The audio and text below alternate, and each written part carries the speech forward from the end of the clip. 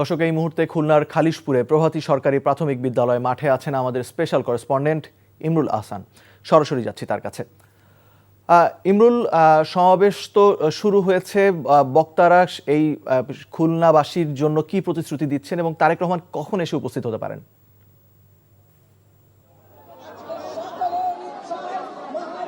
মুশফিক, তারেক রহমান হয়তো কিছুক্ষণের মধ্যে এখানে এসে পৌঁছাবেন, যেটি সংবাদে উল্লেখ করলেন যে উনি হেলিকপ্টার যোগে ঢাকা থেকে এখানে রওনা হয়েছেন এবং 5-7 মিনিট আগে এই মাঠের উপর দিয়ে একটি হেলিকপ্টার যখন যায় তখন এখানে জনতার যে উপস্থিতি, তাদের যে উচ্ছ্বাস আমরা দেখেছি, ধারণা করা হচ্ছে যে এই হেলিকপ্টারটি করে উনি ঢাকা থেকে এখানে এসেছেন এবং সেই হেলিকপ্টারটি ল্যান্ড করবে খুলনা স্টেডিয়ামে।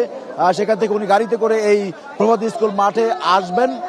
তো ইতিমধ্যেই জনসভার যে কার্যক্রম সেটি শুরু হয়েছে। 11টা 22 মিনিট আনুষ্ঠানিকভাবে এই খুলনার খালিশপুরের আজকের জনসভার কার্যক্রম শুরু হয়েছে। স্থানীয় নেতৃবৃন্দ বক্তব্য রাখছেন, বিশেষ করে খুলনা, বাগেরহাট এবং সাতক্ষীরা, 3টি জেলাতে 14টি সংসদীয় আসন রয়েছে, তারা বক্তব্য রাখছেন। আমরা দেখেছি সাতক্ষীরার 4 জন প্রার্থী বক্তব্য রেখেছেন, বাগেরহাটের 4 জন প্রার্থী বক্তব্য রেখেছেন, ধানাশীষের প্রার্থী। তারেক রহমান আসার পরে হয়তো খুলনার যারা প্রার্থী রয়েছেন, আজিজুল বাড়ি হালাল, রকিবুল ইসলাম বকুল, নজরুল ইসলাম মঞ্জু, আলী আসগর লবি, যারা প্রার্থী রয়েছেন 6টি সংসদীয় আসন এই খুলনায়, তারা বক্তব্য রাখবেন তারেক রহমান মঞ্চে উপস্থিত হওয়ার পর। সবাই সংক্ষিপ্ত আকারে বক্তব্য রাখছেন।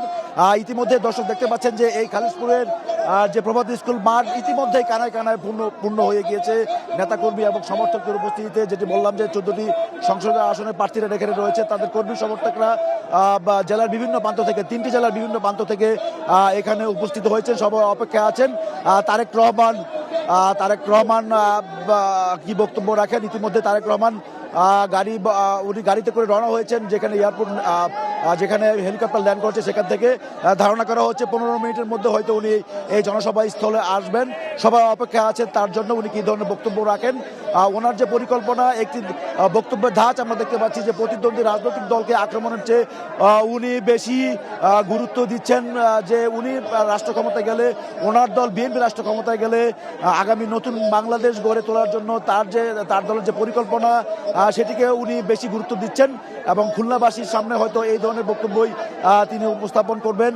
স্থানীয় যে জনসাধারণ রয়েছে তাদের সাথে আমরা গতকাল বিকাল থেকেই কথা বলছি যে খুলনা একসময় পরিচিত ছিল শিল্পনগরী হিসাবে, এখন এটি আসলে একটি বেকারদের শহরে পরিণত হয়েছে। এই খালিশপুরে যেখানে জনসভা হচ্ছে এখানে ছিল মূলত শিল্পাঞ্চল, সেই শিল্পাঞ্চলে এখন প্রায় মৃত অবস্থায় রয়েছে।